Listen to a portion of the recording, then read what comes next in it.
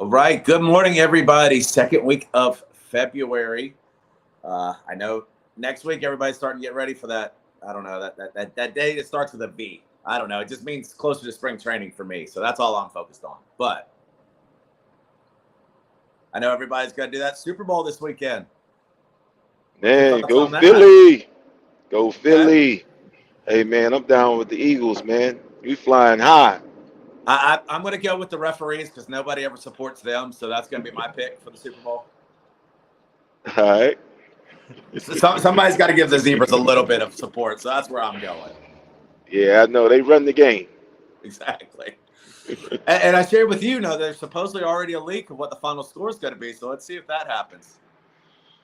Woo. I tell you what, that'll be so detrimental if that happens. Wouldn't it? Oh, God. I used to think that the WWE and WCW was all real until I Right. found out that they were all actors. Yeah, exactly. Ooh, Yes. I don't know. We'll see. But so before we get into this, because honestly, we got enough to probably cover about 3 hours today. Man, let's go, man. I'm excited. I mean, there's a lot that's happened in the last couple of days, from stuff at the State of the Union last night, for example. We're going to touch on some of that because he did discuss where he was at, what he wanted to see in terms of this industry a little bit, not much. Interesting, I actually got the notes on it about 7 hours before he spoke, and I was looking at them. They're almost word for word. That was rather interesting. Wow, let me know about it. I missed the State of the Union. Okay, well, you know what? We even posted it on our Matcha Foundation page and Twitter. So we got the articles there, but we're going to go into it as well. But before we do that, real quick, how was your week? Week was a great week. Very busy. Getting ready to go into the birthday weekend as well. So, Right? man, I'm so excited, Friday. man. Happy to be here. Happy to be on the show. Happy to be spreading the word. So, man, I feel great. Yeah, you got 2 days before your birthday. Yes, sir. Yes, sir. So, So, well, we're going to start here with CBD regulations. We're going to hit a little bit small quickly on a few states and then hit into the big part. But yeah, they come out and said the Food and Drug Administration announced last week, I believe it was Friday, that it would not be regulating the use of CBD in food, diet supplements, or animal products. that's wonderful. They just need to stay out of their business. Right? Yeah, because Man, Monday they announced that after careful review, the FDA has concluded the new regulatory pathway for CBD is needed that balances individuals' desire for the access and for the regulatory oversight to manage the risk. The agency is prepared to work with Congress on this matter, is what the FDA stated on January 26th. So we're kind of in limbo with that whole industry. And there's a lot of people not happy about it because Congress could pass a sort of legislation the FDA is asking for. We don't know. We're just going to have to wait and see on that. wow. I mean that is very very broad because for them not to regulate, I am a person that do advocate for regulations because the CBD itself, if it does not have the correct percentages in the CBD, it could fall on the THC side, which could affect a lot of different people.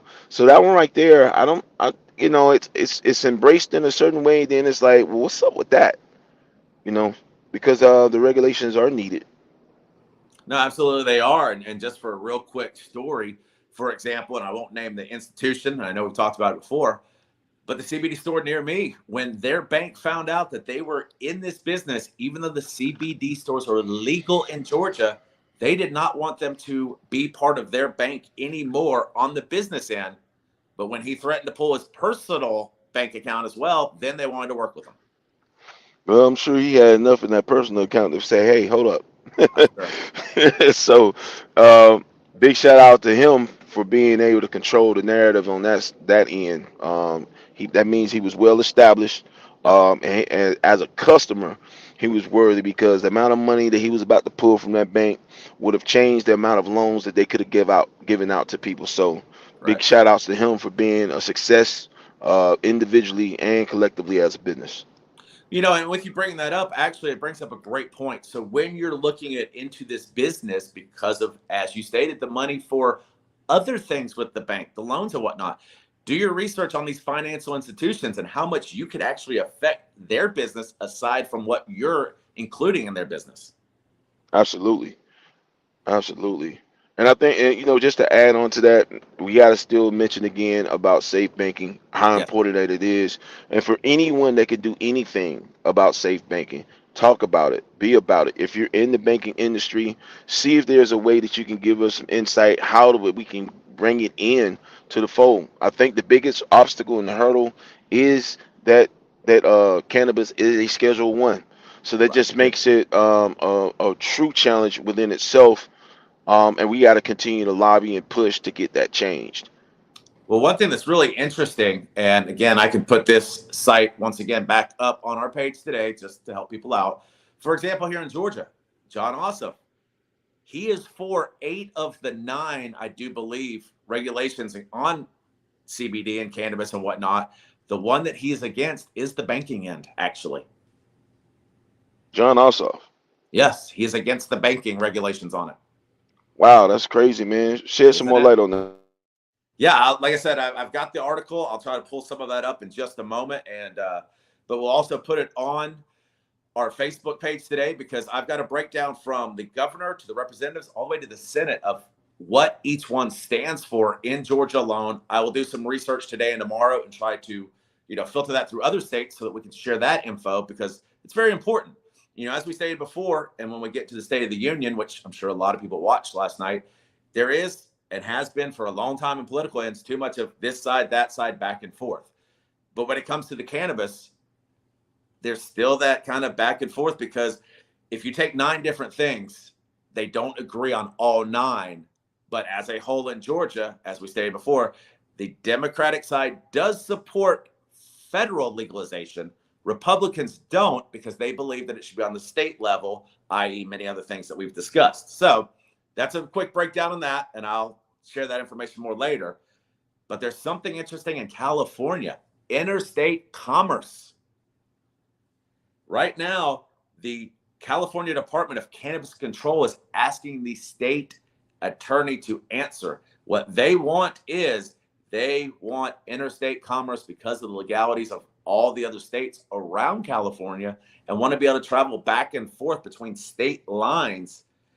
And currently that's not happening, but Governor Gavin Newsom signed last year allowing such a trade. So we're waiting to see if that's going to happen and whether it's going to be deemed accessible in California or not. So that's interesting to keep an eye on. Yeah, yeah, that's definitely that's crazy because Cali, they have a legalization in Cali. There are a ton of growers there, so I don't understand. Um, Well, remember a couple of weeks ago, we brought up the individual on the show from California who was attending the meetings of all of it. And remember, they still sent DFAC to her house to investigate and tried to pull the kid out of their home. yeah, yeah, I do remember that story. So, there's that give and take balance. Yes, California has a lot, but are they full encompassing? Apparently not. We're seeing that. So, again, that's something that consumers need to keep in mind, whether it's traveling in New York, Pennsylvania, any of these bordering states, as well as the state you're in where it is legal. What legal ramifications do they allot? You've got to know. Wow.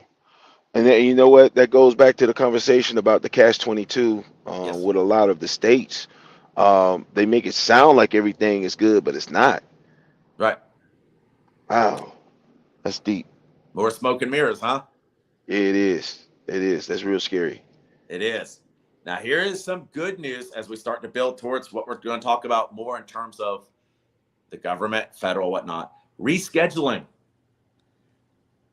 A representative in Florida on the Republican side, Greg Stubart, included legislation recently on many topics, amongst the bills dealing with medical experimentation, professional sports legals, copyrights, big tech, tax law, and immigration. There is a Marijuana 123 Act, which is the scheduling from 123, which would remove marijuana from the Schedule 1 and put it into 3. He's introduced the bill twice before. We're hoping that the third time is a charm. Wow, that is and that's in Florida. That is in Florida currently. Yes, correct. Big shout outs, Florida. I mean, Now, the governor is definitely on some scandalous stuff, but I mean, at the same time, I mean, that will definitely open up things for the community there. well, absolutely it will, and it's going to, help the research we need for medical, for people to veterans, anything and everything almost. That's so important that we change it from a Schedule 1 to a Schedule 3, because again, we're going to get into some more of that in a little bit. But how much would that open up everything in this industry if we could just make Oh that like, gosh, that would relocate the hub yeah, that's in Nevada to Florida. yes, That means that everybody on the eastern side of the United States will go to Florida before they go to Nevada.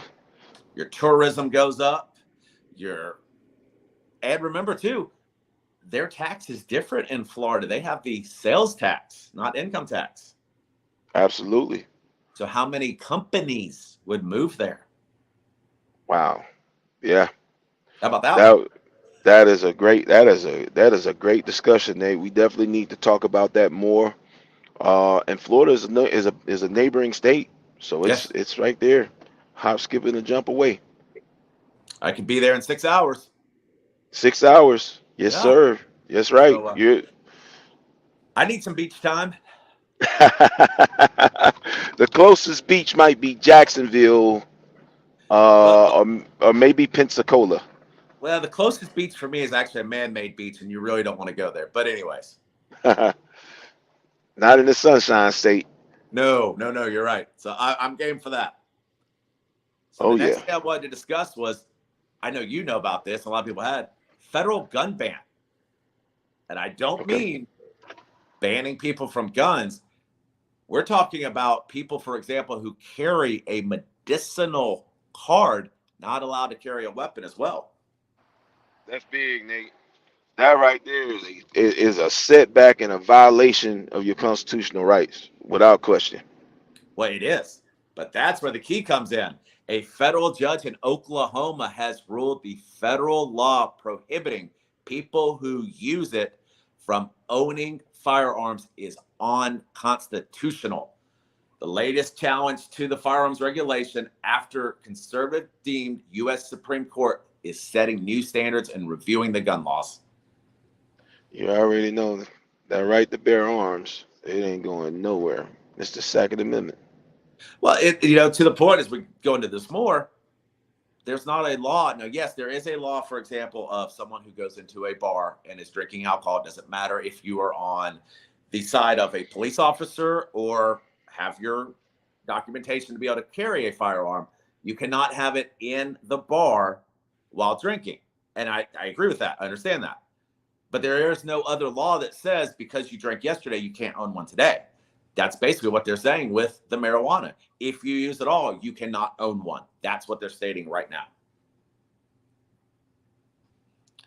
So an individual, Gerald Michael Harrison, was charged after being arrested by police in Oklahoma in May of last year, 2022. During a search of his car, police found a loaded revolver and marijuana.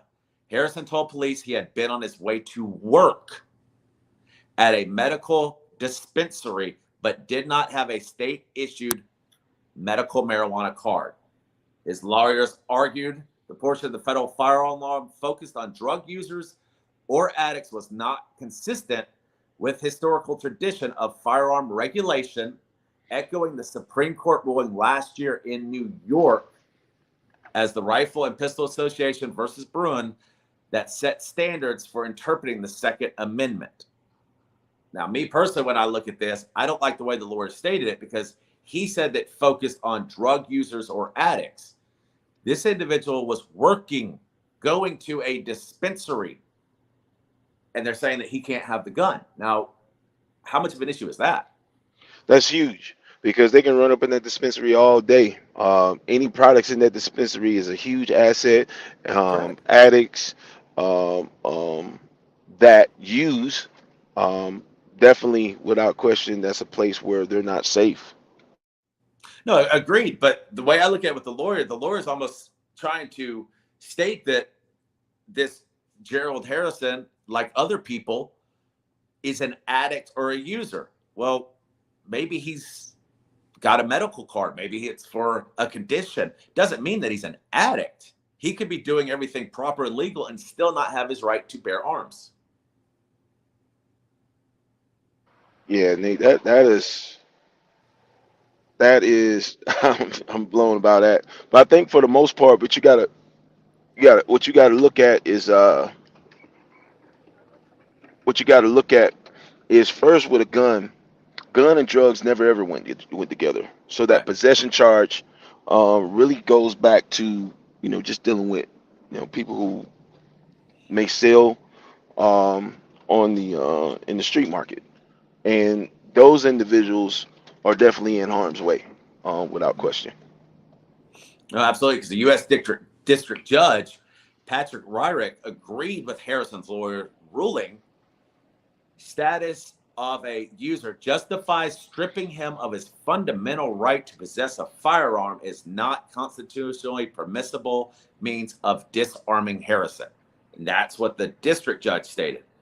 But the Uh, mere use of marijuana carries none of the characteristics that the nation's history and tradition of firearms regulation supports. wow.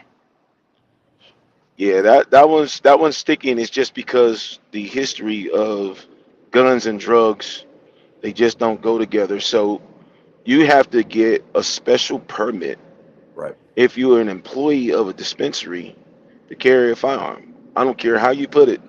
Guns and drugs don't go together, and if you don't have it in a particular capacity, and I'll give you an example. State of New York.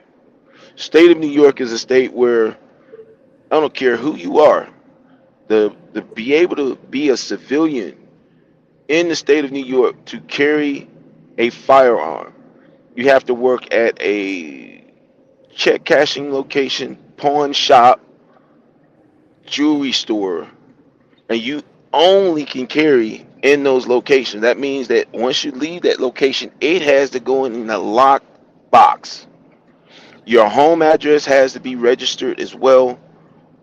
So that is a situation where it's all about legislature, and if the legislature is in place, you can get those individuals the protection that they need, but somebody has to go in there and lay it out for them. No, absolutely. But on the flip side of that, too, wouldn't you consider that more of regulations on firearms, not banned? Um, it's a ban. It's definitely a ban. The laws have to definitely be changed because historically guns and drugs just doesn't they don't go together. So, last little bit on that, though, in those in those terms, do you believe if it is changed from Schedule 1 to 3, that would change this whole thought process? It would. That's the first thing. It definitely would. The Schedule One definitely puts it in a thicket. Once you get it in Schedule Three, it clears up a lot of things. It definitely changed the legalities, the policing. So it's a lot of things that change instantly when it goes to Schedule Three. Mhm. So we hope that that can continue to keep moving forward state by state. But yeah, it changing it from Schedule One changes everything. You automatically get safe banking Right. automatically. Automatically, all the banks will jump on board as soon as it's changed from Schedule One to Schedule Three. Yep. So now, last night, kind of what we've been building towards as our main topic for the day was the State of the Union. Now, I did watch it. I actually got some notes early in the day that of what Biden was supposed to be speaking on, so that's why I did. We're not going to go into the whole entire political realm because there was a lot of back and forth as always. We know that. But what we do want to focus on is he vaguely spoke on some of the stuff that he spoke on earlier in terms of the pardons and everything else. So he didn't speak long on it, but I do have some notes about it, also from the White House key officials. And he went into it, and it was kind of interesting. I'll put it that way. But the White House and key officials touted the policies and accomplishments of Biden's administration, including the pardons, drug sentencing reform, harm reduction, and enhanced drug war enforcement on fentanyl ahead of his speech last night. Biden didn't end up explicitly discussing cannabis when he appeared before Congress, but the statements were meant to expand the parameters of this speech. Now, the White House issued a fact sheet that he would highlight the progress on the criminal issues during the speech, including a section directly discussing the failed approach of marijuana and crack cocaine. Now, I didn't hear him really speaking on that much. He spoke a little bit more on the fentanyl. The criminalization of marijuana possession has upended too many lives for the conduct that is now legal in many states. While white, black, and brown people use marijuana at similar rates, black and brown people are disproportionately in jail for it. This is what part of the Administration for Safer American plan states. Now, we've seen that, haven't we? We've seen that, unfortunately, equal time, equal crime is not an instance in not just this, but in a lot of other things, because people of black and brown skin tone have been, unfortunately, well beyond this jail time and other charges on this as well, haven't they? They have for too long. And the thing about it is the decrim notion needs to go strong, and needs to be in place. But it just shows you, just in this story alone, how long of a journey we have to see those changes. No, absolutely, because Biden's pardon proclamation, which affected several thousand people, I would say hundreds of thousands, who have committed federal cannabis possession offenses, lifts the barrier of housing, employment, and educational opportunities. However, with Biden stating that, we also saw that, as we stated a long time ago, it was incremental. It was not a federal cannabis charge that you were expunged from. The pardon was for almost what we classify as misdemeanor. So isn't what he's stating not accurate? Totally, totally. Because he even then rescinded later and stated that these pardons would not affect anybody for a federal release. So you're kind of saying, hey, I'm going to buy you the whole pizza, but I'm only going to allow you one slice. Well, am I really getting pizza? Or am I getting an appetizer? That is a really good point, Nate. You Really good know, point. Yeah, what you're getting offered is not the entire pie. It's only a fraction. right. Now, the pardons that he provided don't technically expunge possession records, as that falls beyond his executive authority. But the fact sheets notes he also encouraged governors to follow his lead by granting relief at the state levels, which we discussed as well, because when we discussed it here in Georgia, Abrams said that she would make that happen. And we had the flip side here where he said, you know what, that's up to the Pardon and Parole Board. I can't do that, which is my understanding the way it is in Georgia. But when we had Shane on the show, he talked about how, as the governor, you could change the way it's done in approaching individuals with this and give it more of a verbal warning instead of actual, incarceration. So there is some wiggle room there. But again, it's showing that the president isn't the end all be all, is he? Technically, because of how his powers can be put in check by Congress, and by the Senate. It's almost kind of like there's a self um, check and balance that's in place, Right. that protects the people, so that way our commander in chief does not fall in the category of a scoundrel, a dictator. So there is a way, to make sure that the equitable rights of people are protected. So that's why these processes are in place. When you talk about a governor of a state, the governor almost has the same similar situation, as the president, but the governors have a little bit more control, a little bit more say so. No, absolutely. But here is part of the good news in his speech. He went on to say that part of how the administration is going to decide these things is going to be guided by science and evidence, which hopefully is true. But back to your Schedule 1 again. How much can we use science and evidence if it is a Schedule 1 and can't be tested to give us the evidence by science? Wow. More testing. We definitely Right. need it. And that will give us the research. And then the key thing about testing is who's conducting it. Are they Correct. neutral? Or are they biased? Correct. No, absolutely. That's one of the things, as we've discussed before, and I know you and I have had this conversation. Statistics are great, but statistics show you what I want you to see. So I could throw a stat out because I could do a survey between the two of us, let's say, that says 100% of the people polled love this show. Well, if I only polled 2, am I really giving an accurate statement? Nope, not at all.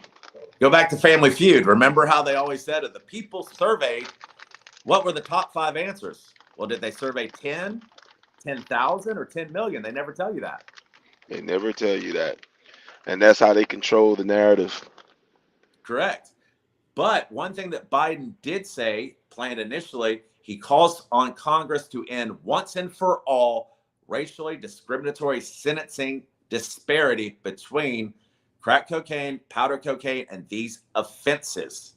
A policy that he has had in hand and enacted during his time as a U.S. Senator. See, the only thing that comes to that one is this, right? He speaks a good game. Mm-hmm. A long time ago, he played a game that was unfair, that created a disadvantage against ethnic group that he still to this day have not changed to establish a balance. But he talks about balance, Right. but he's not doing it. Well, beyond that, and I'm going to give you another example here, but kind of like what we've talked about before, you see these people in political office who want equality. They want people to be treated properly, fairly. And I agree that we do need to get to that point. But on the flip side of that, for example, here in Georgia, when you had Herschel Walker versus Warnock, those two were bringing each other down, dragging them through the mud, just disparaging them all over the place. But shouldn't you lead by example and say, hey, this is how I'm treating my political opponents. This is how we need to treat each other as well?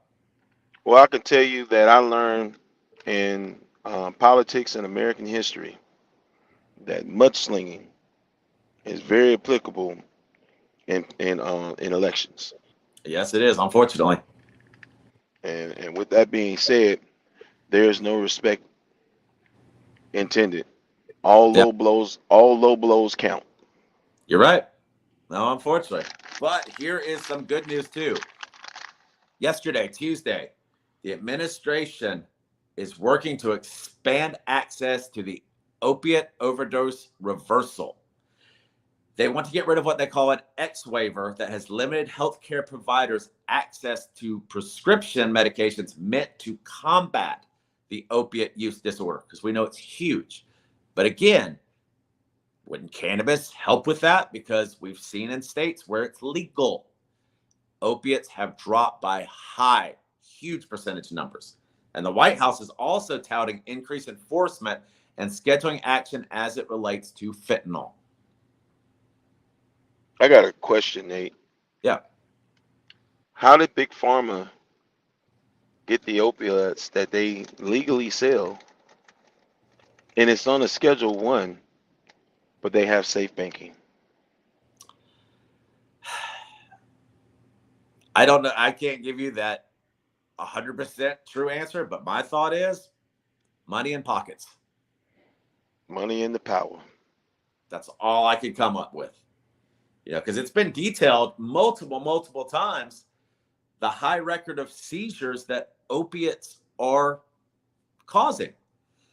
And at the border, for example, they're taking a lot of this. They're finding it coming across the border, and they're seizing it from these individuals. So it is a problem, and it's not just a problem coming across the borders. It's a problem in this nation anyways. Absolutely right about that. And I think when you look into it even further, and I have to put this notion in the podcast, the biasness there, it shows its ugly face even more with that Mhm. statement. And then now you look at the reality of the matter. These companies have safe banking, but cannabis don't. Correct. Now, how about Just this? This is something that he spoke on too. He wants to launch a major surge to stop the fentanyl production, sales, trafficking with more drug detection machines to inspect cargo, stop pills and powder at the border. Now, this is something he said directly from the speech last night. He wants to work with carriers like FedEx to inspect more packages for drugs, strong penalties to crack down on fentanyl trafficking. well, I can say this here. Um, the issue right now is chain of custody, and because there is not a strong regulations in place, trafficking can happen through FedEx, through UPS, through DHL, United States Postal Service, Right? and it's because those policies are not in place. So, in one sense of the matter, yeah, it's needed. In Yeah, another sense of the matter, now it turns into invasion of privacy. Now they tear open a package that didn't have it. What are they gonna seal it back up and that's repackage it great. and send it back off? Like Well, and that's a so, federal offense to open the mail. right? So you have a plethora of issues there that truly needs to be fixed. And then even still with FedEx, FedEx is a privately held and owned entity. And I could tell you FedEx go through its fair share of thefts within Oh, their yeah. own employees. So that is a sticky situation where it's like, man, it's bad enough you might not get your package. Now you add the Fed to it, you really might not get your package. And that's not necessarily saying that you're doing anything wrong. I mean, they can the anytime you scan something, there is a margin of error, especially with machines and human beings. Absolutely. No, 100% there is. I mean, and two, fair point to think about. So we're talking about detections and machines and whatnot. An individual, let's say, who's shipping something, maybe they use fentanyl and residue goes on the package. It's not inside the package, it's on the outside. That package now could be delayed, though properly, to be inspected because their residue could be on the outside. There could be no shipping involved whatsoever, but that could slow down that process of a shipping package. Absolutely.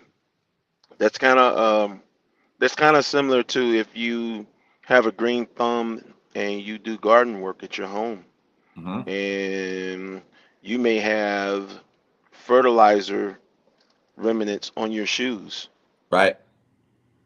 And when you walk through a machine that's detecting fertilizer for blasting compounds and things like that, True. you get stopped for additional screening.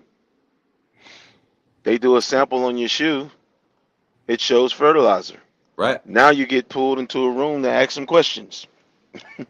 Why And were it's you your life. gardening? Right. Why were you gardening? Right.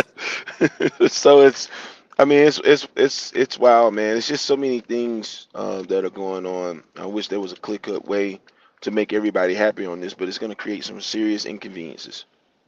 No, it is. But at the same point, the discussions need to happen to be able to get us to move forward because the director, Raul Gupta, for the National Drug Control Policy, has talked about pushing to keep fentanyl on the Scheduled One controlled substance, where I believe it should stay. But one, why are we having the discussion of possibly removing it from a Schedule One? But we're having a issue of not having cannabis removed from the scheduling. And above that, how about this? He said the temporary classification of opiate is set to expire on December 31st, 2024, which guess what? Isn't that right before we could possibly have a new president in office? Absolutely right. And that's something that the timing is everything with that. And the timing comes at the end of a commander in chief's Mhm. term, and it falls in the lap of a new commander in chief, if not the succeeding commander in chief. Well, and at the same point, you're hamstringing basically anybody coming into office except for President reelect, because now they're going to have to go back and reclassify, re-put some bill in place because of what expired before they came into office. That is true. And the thing about it is, if they don't act fast on it when they get into office, literally it can expire, and Oh yeah. then it may take a whole lot just to even put it back on the books. More than just renewing it, you may have to be reintroduced. Well, and if Biden doesn't come back and extend this, at least it's going to expire before the next president comes into office. However, Biden says he's going to call on Congress to look at making this permanent, and it's going to impact and be important in order to protect Americans from the threat of lethal drugs such as fentanyl and fentanyl related substances. So he is trying to push it back and make it a permanent thing, not just an expiration date, but it needs to happen, and it needs to happen now, honestly. Absolutely. Um, that one, as I said, in most reelection campaigns, those are sticking points for reelection, and then also anything that's around that or surrounding that, they use that for their reelection campaign. Mm-hmm. It's almost kind of like it's an alley oop for the president. No, absolutely. Now, Susan Rice of the Domestic Policy Council, she's the director, has said that, rescheduling would help us address the country's failed approach, which she's right. She said it was a remarkably productive year. We had some of it, I think, last year. But here's the thing that really catches my eye. A bipartisan group of 29 congressional lawmakers from both the House and the Senate sent a letter to the president in December, which actually was 2 months ago almost now. Can you imagine that? Asking him to formally back federal legalization as the administration carries out the cannabis scheduling review. Wow. We got people asking for it. We got people in Congress and in the Senate asking for it. So, with that being stated, I go and urge everybody, write your Congress, your senators, your representatives to keep backing it. Maybe some of yours already are, but keep encouraging them to continue the fight, because writing a letter one time is not going to accomplish it. No, the fight is every day. It's every day, and anytime anything of significant importance can be pushed in front of them, it gets their attention long enough for them to either have to make a decision or do something about it. So we definitely need to organize more rallies. We definitely need to organize even more seminars to disseminate more information out to people. So that's something that we definitely this year we need to work on organizing as well. Yeah, absolutely. The U.S. Health and Human Services Secretary Xavier Berkra, might be saying that wrong, tweeted out a link about the marijuana movement article that discussed the president's administration and the scheduling. We are taking a look at the science tells us and the evidence tells us, is what Xavier stated. This will guide us to what we need to do, and hope will guide what the federal government does as well. Because, like the HHS, the DOJ has similarly committed to quickly carrying out separate scheduling reviewing. What is quickly? 6 months, 6 weeks, 6 days, 6 years. Well, looking at the current system, it varies from one state to the next. Um, but I think a reasonable period for a review is 6 weeks. I think so. I think you're right. Now, and that's the good thing, though, is because the president officially signed a marijuana research bill into law in December, making history as enacting the first piece of standalone federal cannabis reform legislation in U.S. history. Now that's huge. Um, you got to once again change with the times and adjust to it, and I Mhm. think that is the first adjustment. No, absolutely, because a series of polls have shown Americans strongly support his pardon action. And I think a lot of them do, but I also think a lot of them don't understand how it fully works. So, as we talked before, consumer needs to do their research. But they also don't think marijuana should be federally classified as a Schedule One drug.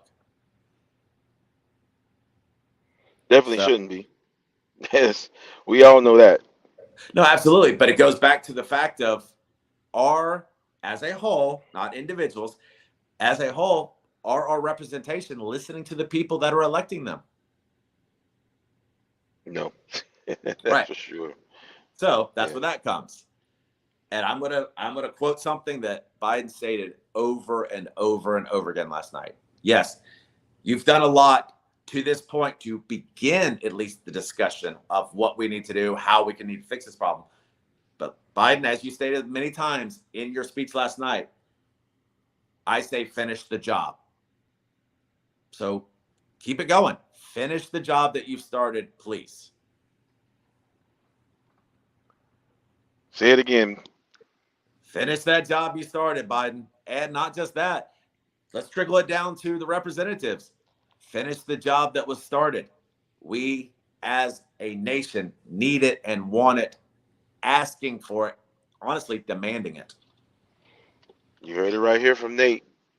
That is a powerful statement right now. That's what we So, need. yeah, that is absolutely everything that we need.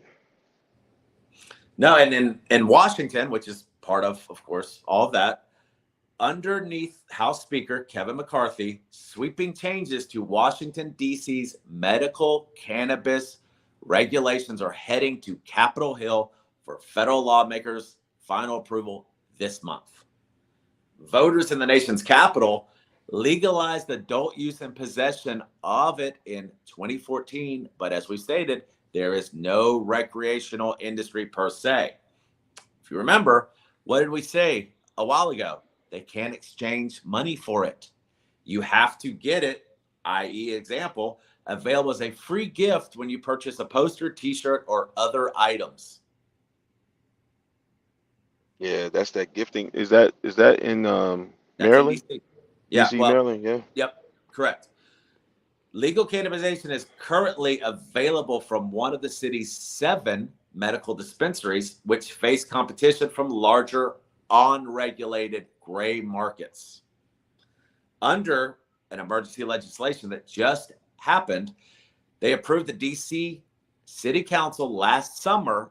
Adults 21 and over in the district can self certify that they require MMJ, meaning they can forego obtaining a recommendation from a doctor. Further changes under this act, signed into law Monday, would greatly expand existing legal cannabis industry by eliminating a cap of number of dispensaries, temporarily doing away with plant count limit for licensed cultivators, legalize delivery services, and allowing dispensaries to offer tastings in a consumption lounge setting. Yeah, that's dope. Isn't it? Yeah, But that's really dope. let's go back to what we said a little while ago. Legalizing delivery services, which I do think is great. But how exactly would they maintain that, balance it, regulate it? Because if you're asking FedEx and other companies to stop fentanyl, and I know we're not talking fentanyl, we're talking cannabis. So if, for example, DC, you can have it in DC, but you can't cross the state lines. How do we regulate? Do we stop every truck to make sure? Or is it some kind of cap with a certain delivery service that can only deliver in an area, i.e., maybe like DoorDash or Uber or Lyft? I don't know. Well, what I would say is that each one of those carriers would have to upgrade or update their department. So let's just use FedEx for instance. You may call it or classify it FedEx critical. Okay. Critical means that the individuals when a person who is shipping a substance that's a controlled substance of any category whether it's a vitamin, nutrient, or anything. It should go through a process of where it's been declared, kind of like how you get on the plane to declare a firearm. Right. That declaration slip goes in your bag. When it goes through TSA, that declaration slip can be seen, showing and indicating you've done the process to register that firearm with the airport, saying that, hey, you did your declaration, you can fly with it. Same thing for these services. There should be some form of a declaration, so that's why I said call the department critical. Just Right. call it critical. Okay. And anything of that nature would have to go through that department. And then what happens is the people who do the handling have a higher standard than just general employees to be able to screen, search, and process those shipments. What you think? No, I think that would definitely be something that should be discussed and put forth in that manner, because that would probably be the best answer for all of that. Because I don't know, and I'll try to do some research into what all this is fully going to encompass. But for example, with this legislation, it goes to Congress for a 30-day review under the district's Home Rule Act.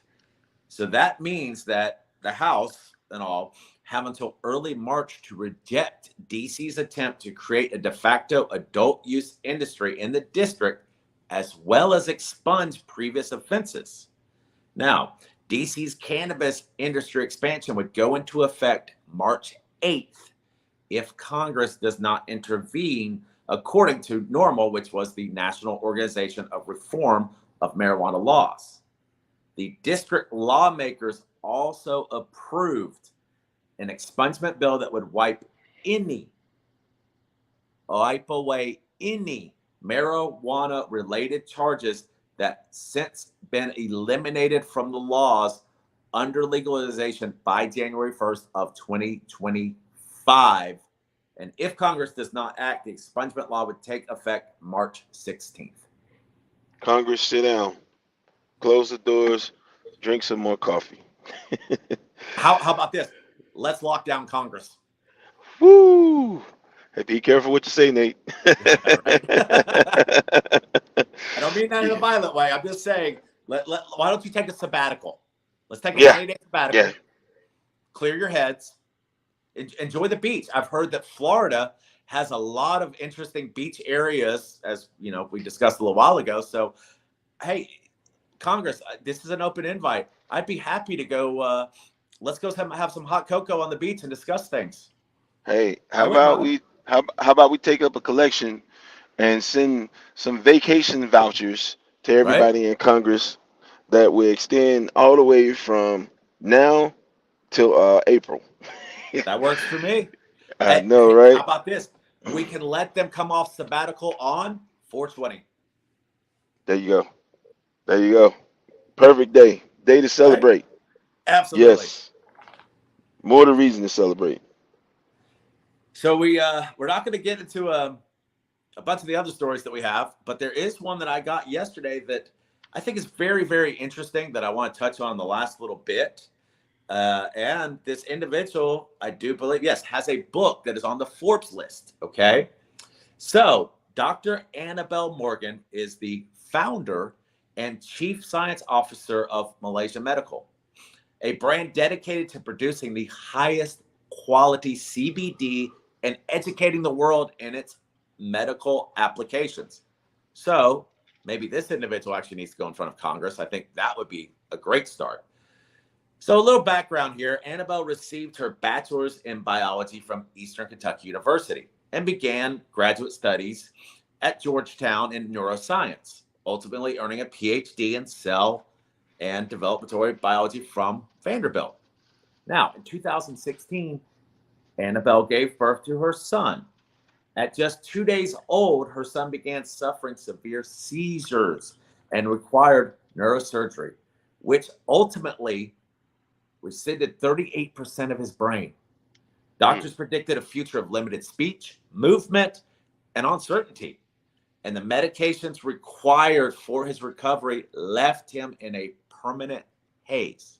Now, determined to find a solution, To save her son, the Dr. Annabelle worked to develop the purest and most consistent form of cannabidiol or CBD oil with no other cannabinoids or filters. 3 years later, 2019, her son has caught up to other preschool classmates. Today, he can walk, run, play, and speak with his peers. After seeing how this plant saved my life, my son's life, I felt a strong need to lend my voice to set the record straight. Once and for all, she said, determined to remove the drug's historical stigma. Dr. Annabelle's work is fixated on the future and what she believes to be an emerging cannabis revolution within medicine.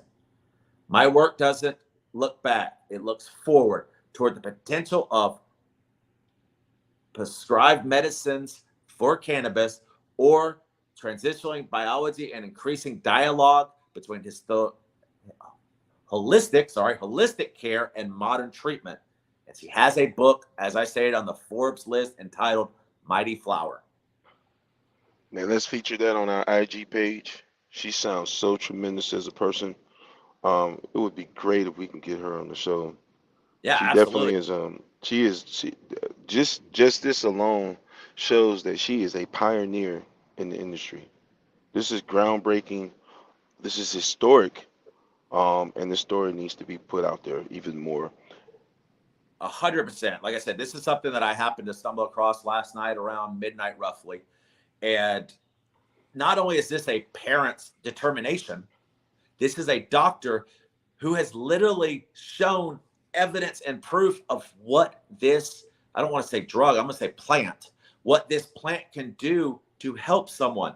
You had a doctor, multiple doctors, who stated he's going to have limited speech, movement. We don't know what's going to happen. And basically, they're saying that he's probably lost 38% of his brain usage to begin with. And look what she was able to do in 3 years. 3 years. And it's because the cannabidiol that she developed fused with his endocrine system, and what it did was it revitalized everything. So right there, that's showing you it works. Yes, I do understand maybe, it's not going to work in all cases. But I promise you it's going to help, at least 85, 90% of the people that ever use this as a plus. And it's showing right here and there that she made it work. She more than likely saved her son's life. She's a Or, fighter. yeah, absolutely. She did not give up, and that shows how tremendous of a woman she is. That shows that she's very, very resilient. That shows that she takes no for an answer. And I truly commend her. I salute her. I definitely adore her just for what she did for her child. And also, I want to throw this out to everybody.